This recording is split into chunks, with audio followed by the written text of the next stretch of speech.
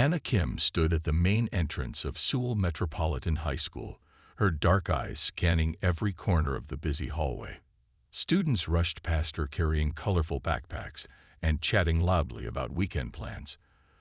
The sound of lockers slamming shut made her shoulders tense automatically.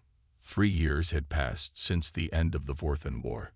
3 years since humanity claimed victory against the alien invaders who nearly destroyed Earth. But for Hannah, those battle-trained instincts never left her body. She counted the exits as she walked down the main corridor. 2 emergency exits on the left side, 1 main entrance behind her, 3 classroom doors that could serve as escape routes if needed. Her mind mapped the building layout without conscious thought, the same way she once memorized enemy positions on distant battlefields. "You must be our new transfer student," said a gentle voice behind her. Hannah spun around quickly, her hand moving toward her hip where a plasma rifle once hung. But there was no weapon there now. Only a simple school uniform and a nervous guidance counselor holding a clipboard. "Sorry, I did not hear you coming," Hannah said, forcing her voice to sound calm and normal. Mr. Wu adjusted his glasses and smiled kindly. "No need to apologize. Moving to a new school can make anyone jumpy. I am Mr. Wu, your guidance counselor. Welcome to Seoul Metropolitan High." He began walking toward the administrative office, and Hannah followed behind him. She kept a safe distance of exactly 2 meters, enough space to react if any threat appeared. Old habits were hard to break. "Your academic records show excellent grades from your previous school," Mr. Wu continued as they walked. "Though there seem to be some gaps in your education history. Nothing to worry about, of course. Many students have unique circumstances." Hannah nodded but said nothing. How could she explain that those gaps existed because she spent 2 years fighting for humanity's survival on a colony world light years away from Earth? How could she tell him that instead of attending middle school, she learned how to operate military equipment and coordinate battlefield strategies? They passed a group of students laughing near the water fountain. One boy was telling a joke about his math teacher, while others giggled loudly. The sound of their carefree laughter felt strange to Hannah's ears. She had almost forgotten what it sounded like when people laughed without fear. "Here we are," Mr. Wu said, opening the door to his small office. "Please have a seat." Hannah examined the chair before sitting down. She positioned herself so she could see both the door and the window clearly. Mr. Wu noticed her careful movements but assumed it was normal teenage nervousness. "So tell me, Hannah, what are your interests? Any hobbies or activities you enjoyed at your old school?" The question hung in the air like smoke from a battlefield.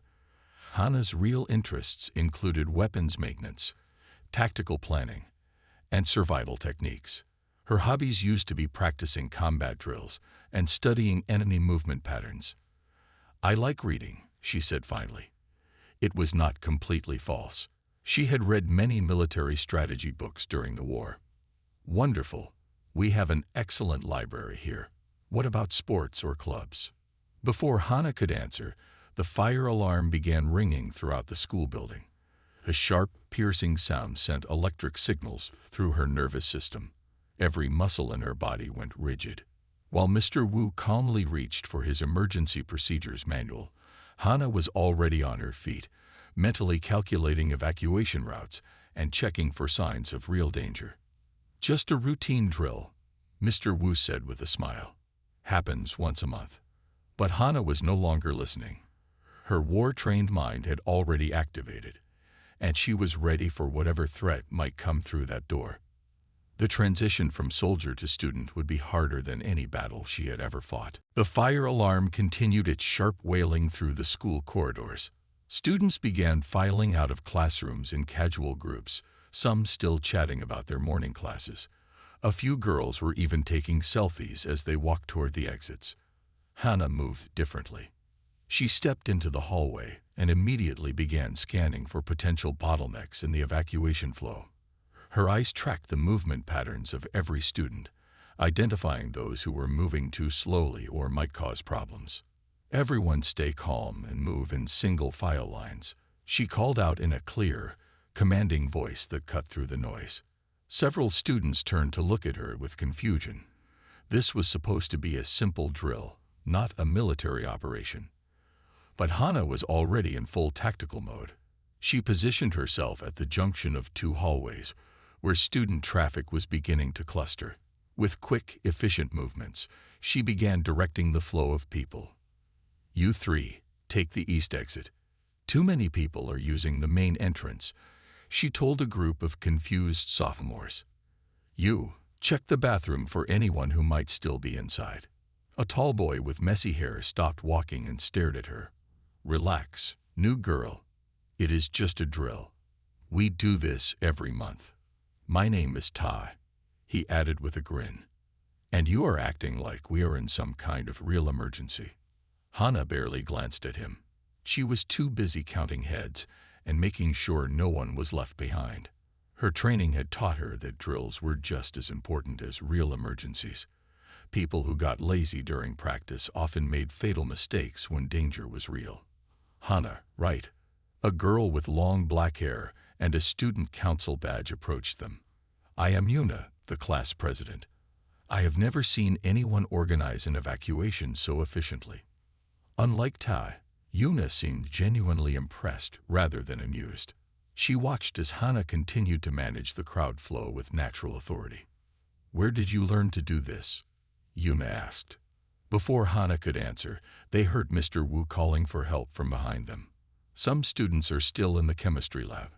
They were in the middle of an experiment. Hana immediately changed direction and ran toward the science wing. Tai and Yuna followed, curious about what the strange new student would do next.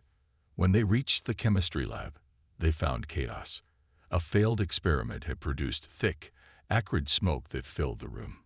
3 students were coughing and stumbling around, unable to see clearly. While the chemistry teacher stood outside the door looking helpless, Hana acted without hesitation. She pulled her shirt up over her nose and mouth, then rushed into the smoky room. Moving with practiced efficiency, she located each student and guided them toward the exit. Her movements were precise and confident, as if she had done this many times before. "I need immediate medical assessment for potential smoke inhalation," she announced once all students were safely outside. "We should establish a perimeter around the affected area and ensure no secondary contamination occurs." Everyone stared at her in silence. The chemistry teacher blinked in confusion. Medical assessment. Secondary contamination. It was just a small chemistry mistake. Ta laughed nervously. "You sound like you are giving orders to a military unit or something." Yuna remained quiet, but her eyes were thoughtful. She had noticed how naturally Hana had taken command of the situation. There was something different about this transfer student, something that went far beyond normal high school experience.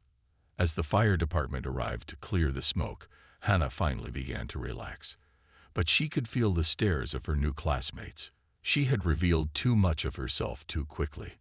The line between her past life and present life was becoming harder to maintain. 2 weeks had passed since the fire drill incident. Hana thought she was beginning to blend in better with her classmates, but every social situation felt like walking through a minefield. "Hey Hana," called Kai from across the classroom during lunch break. He was a friendly boy with an easy smile who sat 2 seats behind her in math class. "My birthday is this Saturday. Want to come to my party?" The simple invitation hit Hana like a tactical briefing. Her mind immediately began processing information and planning strategies. "Where will it be held?" she asked, pulling out a small notebook. Kai laughed. "At my house. Just a casual thing with some friends from school. Nothing fancy." "How many people will attend? What time does it start and end? Should I bring any equipment?" Hana continued writing notes. Kai stared at her with growing confusion. "Equipment? It is just a birthday party. Maybe bring some snacks if you want. The party starts at 7. That evening, Hana sat at her desk with her laptop open, researching everything she could find about birthday party protocols. She studied the neighborhood map around Kai's house, memorizing street layouts and identifying potential escape routes. She researched all the classmates who might attend, reviewing their social media profiles to understand group dynamics. She prepared 3 different gift options, backup conversation topics, and even practiced common party interactions in front of her mirror. By midnight, she had created a detailed mission plan for a simple teenage birthday party. The next day during lunch, Hannah sat with Mina and Jin, 2 classmates who had started including her in their group. They were discussing weekend plans while eating their meals. Hannah finished her lunch in exactly 2 minutes and 45 seconds. She had automatically divided her food into precise portions, eating the protein first, then vegetables, then carbohydrates. It was the same systematic approach she had used during military rations. "Wow, you eat fast," Minna observed, still working on her first sandwich. "Are you late for something?" "No," Hannah replied, watching Minna waste half her rice. The sight of leftover food made her uncomfortable. During the war, wasting even a single grain of rice could mean the difference between survival and starvation. Jin noticed her staring. "Do you want the rest of my apple? I am already full." Before he could throw it away, Hannah quickly took it. "Food should not be wasted," she said seriously. Mina and Jin exchanged glances but said nothing. Throughout lunch, Hannah maintained her usual vigilance. She sat facing the cafeteria entrance, automatically tracking everyone who entered or left. When a student dropped a metal tray, the sudden crash made her entire body tense. Her hand moved instinctively to her side, reaching for a weapon that was not there. "You okay?" Jin asked, noticing her reaction. "Fine," Hannah said quickly, forcing herself to relax. Just startled. But she was not fine. Every loud noise sounded like enemy artillery. Every crowd of students looked like a potential ambush.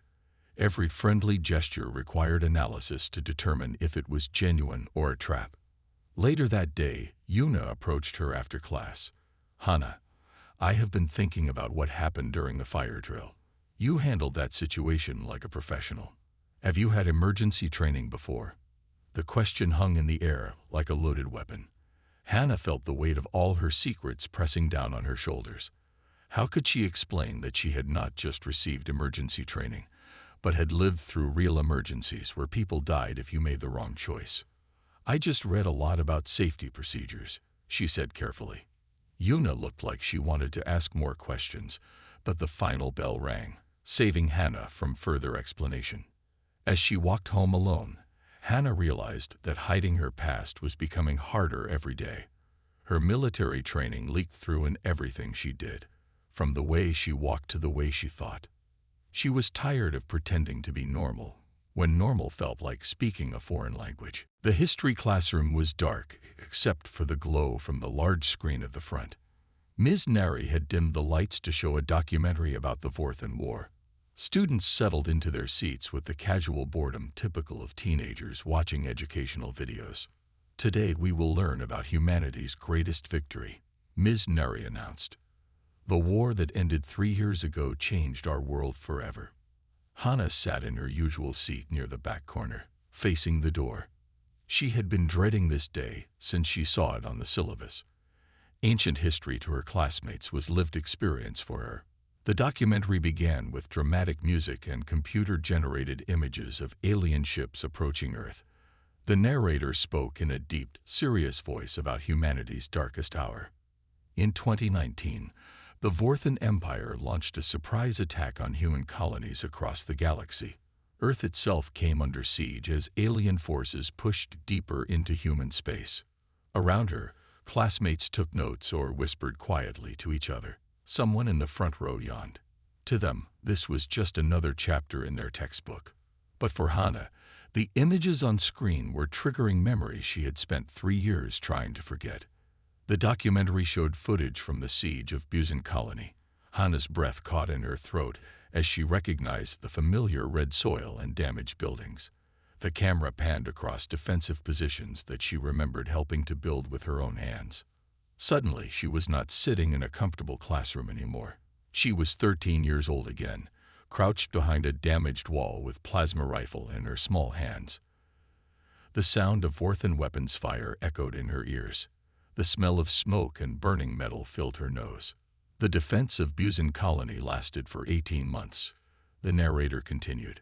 Human forces, including emergency civilian volunteers, held the line against overwhelming odds. Emergency civilian volunteers. That was the polite way to say child soldiers. In her memory, she could hear Commander Rina's voice calling out orders during the final evacuation. Hana, take position at Sector 7. Do not let anything through until the last transport leaves. Commander Rina had been like a mother to all the young fighters. She taught them that humans adapt or die. That survival was not about being the strongest, but about being the smartest. She showed them how to use their small size as an advantage, how to move through spaces that adult soldiers could not reach. On screen, the documentary showed the evacuation ships lifting off from Busan Colony. Hana remembered watching those same ships disappear into the sky, while she remained behind with a handful of other defenders. She had been so small that the standard military armor did not fit properly, but she had held her position for 6 hours, using tactics that Commander Rina taught her, until the relief forces finally arrived. The human spirit proved unbreakable, the narrator declared proudly. Even in humanity's darkest moment, we found the strength to fight back. Hana's hands were shaking now. She could feel sweat on her forehead, despite the cool classroom air. The sounds from the documentary mixed with the sounds in her memory until she could not tell which was real. She remembered the day they found Commander Rina's body in the ruins of the command post. She remembered holding that plasma rifle that was too big for her 13-year-old hands. She remembered making life and death decisions that no child should ever have to make. Miss Kim, are you feeling all right?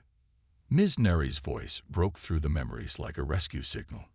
Hana looked up to find her teacher standing beside her desk with a concerned expression. The entire class was staring at her. You look very pale, Ms. Neri continued gently. Would you like to step outside for some fresh air? Hana realized she had been gripping the edges of her desk so tightly that her knuckles were white. She quickly released her hands and tried to compose herself. I am fine, she whispered, but her voice came out shaky and weak. The documentary continued playing, but Hana could no longer focus on the present moment. The past had crashed into her current life like an enemy bombardment, and she had no defense against her own memories. It was Tuesday morning during second period when everything changed. Hana was sitting in her usual spot in the back of the English classroom, half listening to Ms. Park explain grammar rules. Most students looked bored, copying notes from the whiteboard with sleepy expressions. Then Minsu started coughing. At first, nobody paid attention. Students coughed all the time during class, but Hana noticed immediately that this was different.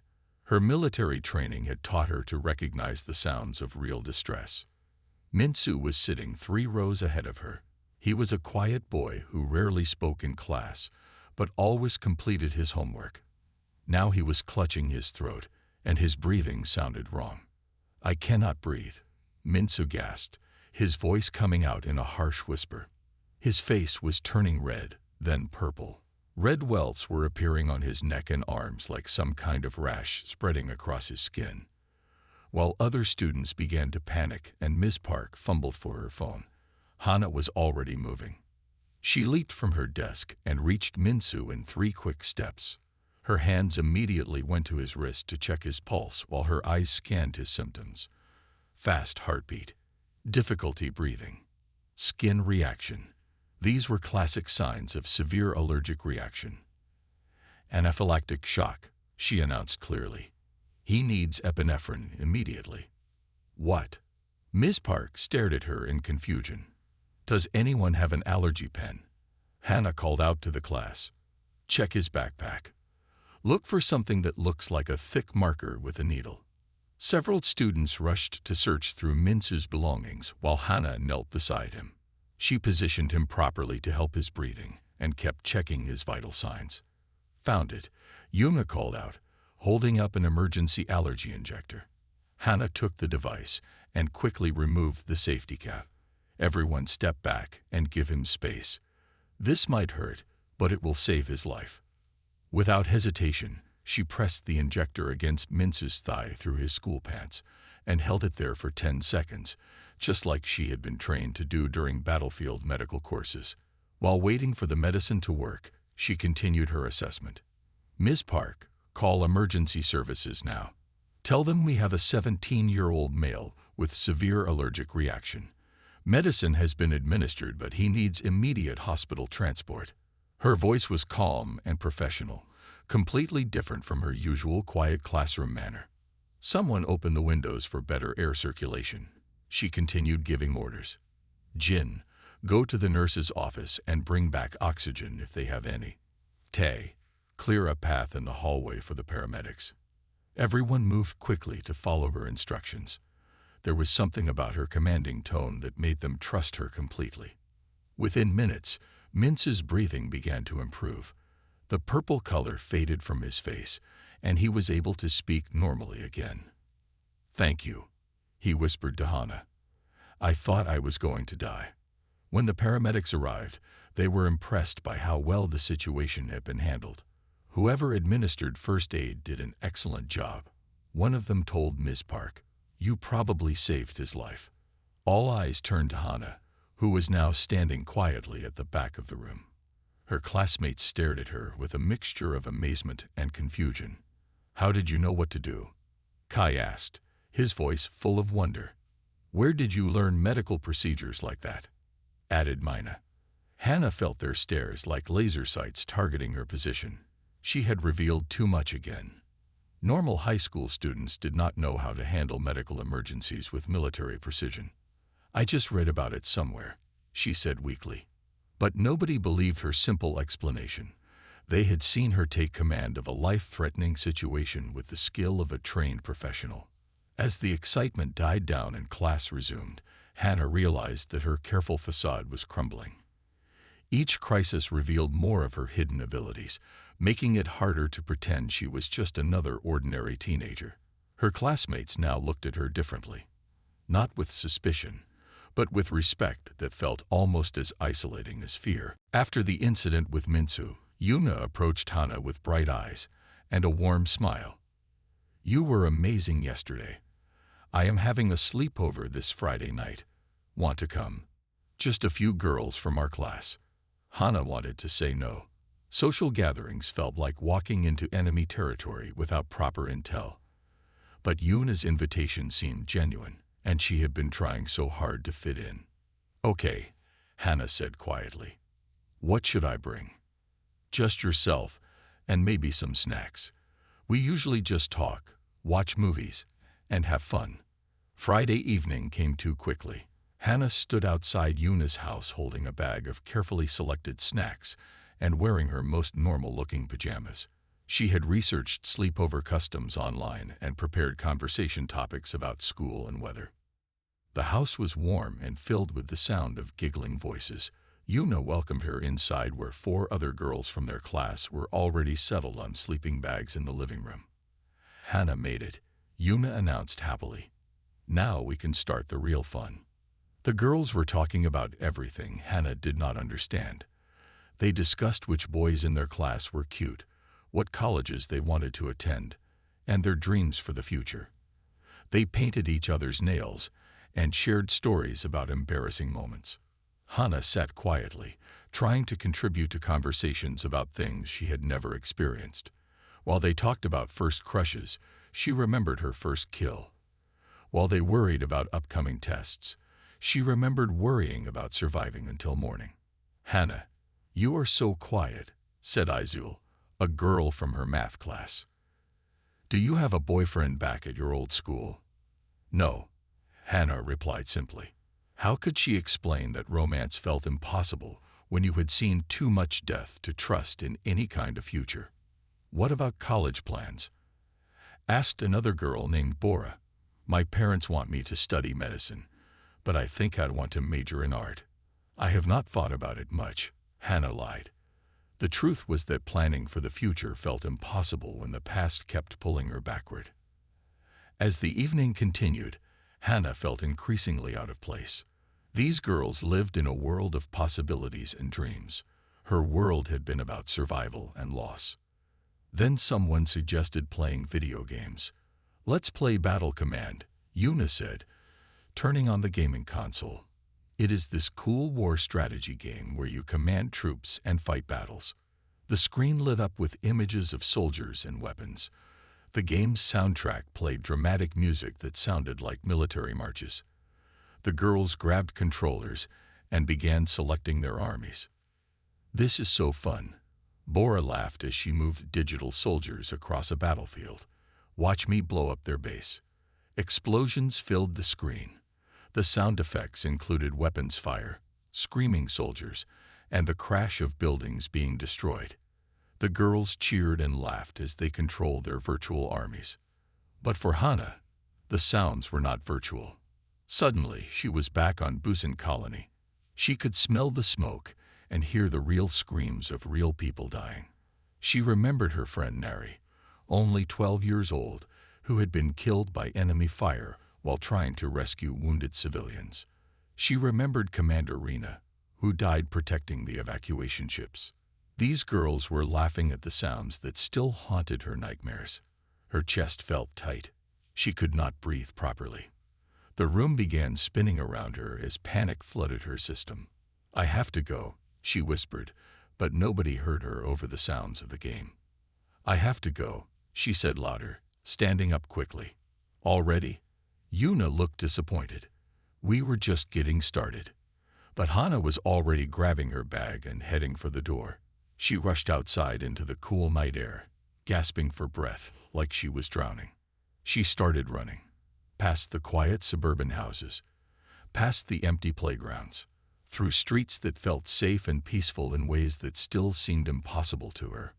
She ran until her lungs burned and her legs ached, trying to escape the gap between her reality and theirs. But no matter how far she ran, she remained trapped between two worlds that would never understand each other. Monday morning came with gray clouds and the smell of rain. Hana sat at her usual desk in the back corner, avoiding eye contact with everyone. She had not spoken to Yuna or any of the other girls since Friday night's disaster. During lunch break, she found an empty classroom and sat alone with her meal. She was back to eating mechanically, finishing everything in under 3 minutes without tasting any of it. "Mind if I join you?" Hana looked up to see Ta standing in the doorway. He was holding his lunch tray and wearing an expression she had never seen on his face before. Instead of his usual casual grin, he looked serious and thoughtful. "I heard what happened at Yuna's sleepover," he said, sitting down across from her without waiting for permission. "She is worried about you." Hana tensed, ready to give another weak excuse about feeling sick. But Tai held up his hand. "Before you say anything, I want to tell you something about my family," he continued. "My older brother Dan came home 3 years ago. He was different when he returned. Much different. He opened his lunch but did not start eating. Instead, he stared out the window at the gray sky. Dan used to be the funny one in our family, always making jokes and playing pranks. But when he came back from the war, he stopped laughing. He stopped sleeping through the night. Sometimes I would find him sitting in the kitchen at 3 in the morning, just staring at nothing." Hannah's hands stopped moving. She had been about to take another bite, but Tay's words made her freeze. "My parents tried to help him, but they did not understand. How could they? They had never been in a war. They kept telling him to move on, to be grateful he was alive, to think about his future." Ta finally looked directly at Hana. His eyes were kind but sad. "Dan told me that the hardest part was not the fighting. It was coming back to a world where everyone expected him to be normal again, where people treated the war like ancient history while he was still living it every day." The classroom was completely silent except for the sound of rain beginning to fall against the windows. "You remind me of him," Ta said quietly. "The way you always watch the exits. The way you finish your food so quickly. The way you react to loud noises. At first I thought you were just uptight, but now I understand." Hannah felt something breaking inside her chest, not breaking apart, but breaking open, like a door that had been locked for too long. "How old were you?" Tai asked gently. The question hung in the air. Hannah had never told anyone the truth about her age during the war. She had spent 3 years lying about her past, pretending to be normal, hiding her experiences. 13, she whispered. I was 13 when it started. Tay's eyes widened slightly, but he did not look shocked or horrified. He just nodded like he was finally understanding a puzzle that had been confusing him. Dan was 18 when he enlisted. He said that was hard enough. I cannot imagine what it was like for someone so young. For the first time in 3 years, Hannah felt like someone was seeing her clearly. Not as a strange new student, or as a talented leader, or as a broken person who needed fixing. Just as someone who had survived something terrible and was still trying to figure out how to live. Would you like to meet him? Ty asked. Dan, I mean. He goes to university now, but he comes home on weekends. I think talking to him might help you. It might help both of you. Hannah looked at Ta's honest face and felt something she had almost forgotten. Hope. Yes, she said simply. I would like that very much. Outside, the rain continued falling, but for the first time since returning to Earth, Hannah felt like she was not drowning in it. Saturday afternoon found Hannah sitting in a small coffee shop near the university district. Ta had arranged for her to meet his brother Dan, and she felt more nervous than she had before any battle. Dan arrived exactly on time, just like a soldier would. He was tall and lean with tired eyes that reminded Hannah of her own reflection. When he sat down across from her, she noticed how he automatically positioned himself to see both the entrance and the back exit. Ta told me about you, Dan said simply. 13 years old when it started. Hannah nodded, surprised by how easy it felt to talk to someone who understood. I was 18. Thought I was ready for anything. Dan smiled sadly. But nobody is ready for war, especially not kids. We did what we had to do to survive. They talked for 2 hours. Dan shared stories about his own struggles with returning to normal life.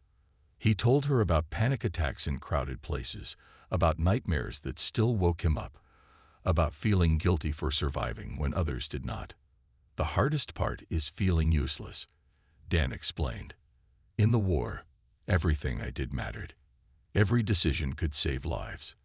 But in peacetime, it feels like none of those skills have any purpose. That is exactly how I feel, Hannah said, finally putting words to her frustration. But here is what I learned, Dan continued. Those skills do have purpose. We just need to find the right place to use them. He told her about his work with the university's disaster response team, how his military training helped coordinate emergency drills and safety protocols. He had found a way to serve others without needing to fight. Maybe you could try something similar at your school, he suggested. The following Monday, Hannah approached Ms. Nari after class. I would like to start an emergency response club, she said. Ms. Nari looked surprised but interested. That sounds like a wonderful idea. What gave you the inspiration? I think students should know how to help each other during emergencies, Hannah replied carefully. Within 2 weeks, she had gathered 8 students who were interested in learning basic first aid and emergency procedures. Yuna joined immediately, still amazed by how Hannah had handled Minsu's allergic reaction. Even Kai and Mina signed up, curious about what skills their mysterious classmate might teach them. Hannah discovered that teaching felt almost as important as fighting had. She showed them how to assess injuries, how to organize evacuations, how to stay calm under pressure. For the first time since returning to Earth, her military knowledge felt like a gift instead of a burden. The real test came during the annual school festival in late October. Dark storm clouds had been gathering all morning, but the festival committee decided to continue with outdoor activities. Students and families filled the school courtyard, enjoying food stalls and game booths. Then the weather alerts started coming through everyone's phones. Severe thunderstorm warning.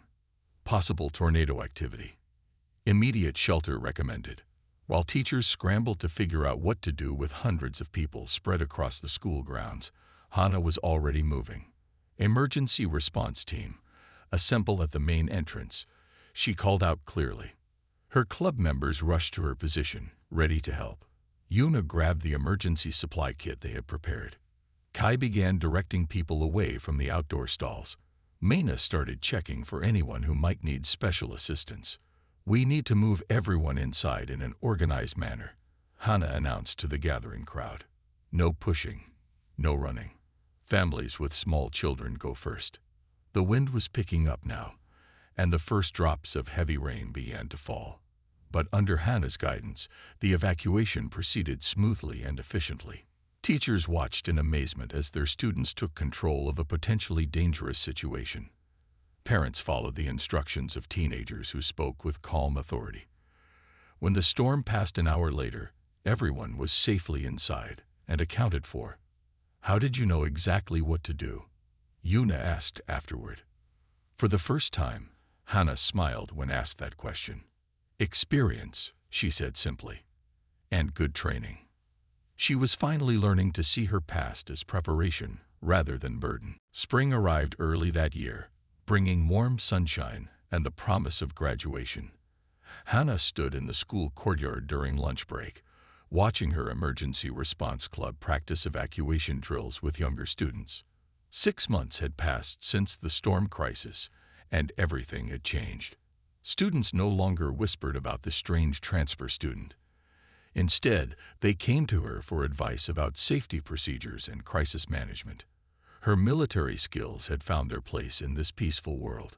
Hannah, there is someone I want you to meet, Dan said, approaching with a nervous-looking boy about her age. The boy had the same tired eyes that Hannah recognized in herself. His hands shook slightly, and he kept glancing around like he was searching for exits. This is Chuno, Dan continued. He just transferred here from Daegu. He was at the defense of Mars Colony during his sophomore year. Hannah understood immediately. Another young veteran trying to fit into normal teenage life. How old were you?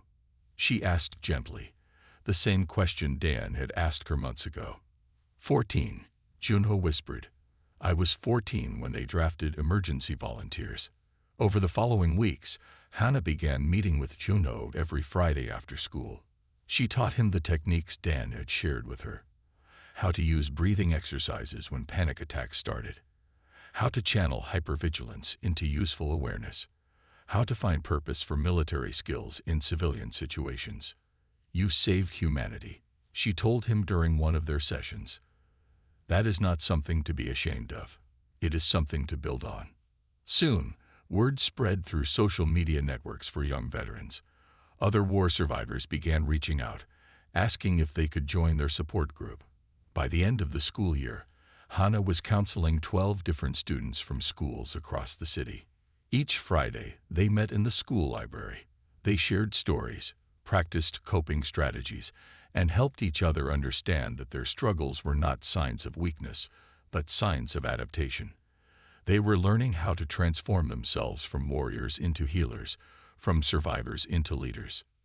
You have found your new mission, Dan told her one afternoon.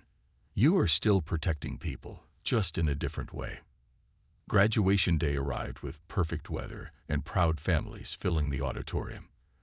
When Principal Lee announced that Hannah Kim would deliver the student address, she felt the familiar flutter of pre-mission nerves. She walked to the podium wearing her graduation gown, looking out at her classmates and their families. 3 years ago, she had been holding a plasma rifle on a distant battlefield. Now she was holding a speech about hope and resilience. 3 years ago, humanity faced its greatest challenge, she began, her voice clear and strong. We were outnumbered, outgunned, and far from home. But we survived because of one simple truth: humans adapt. She spoke about the war without revealing her personal role. She talked about young people who had to grow up too quickly and adults who had to learn new kinds of courage. Some of us carry invisible wounds from those battles, she continued. We learned to be strong when we needed to be strong. Now we are learning to be peaceful when we need to be peaceful. Both kinds of strength matter. In the audience, she could see Yuna and Kai smiling proudly. Ta gave her an encouraging nod. Dan sat with tears in his eyes. The war taught us that humans can survive anything, she concluded. Now we must learn that humans can also heal from anything. We can build new lives from the ashes of old battles. We can find joy in simple moments that once seemed impossible. As applause filled the auditorium, Hannah felt a sense of completion that had nothing to do with ending and everything to do with beginning. She had college applications waiting at home, a future full of possibilities she was finally ready to embrace. Her warrior past would always be part of her, but it no longer defined her limits. She had learned the most important lesson of all. Survival was not just about making it through the battle. It was about making the peace that followed worth fighting for.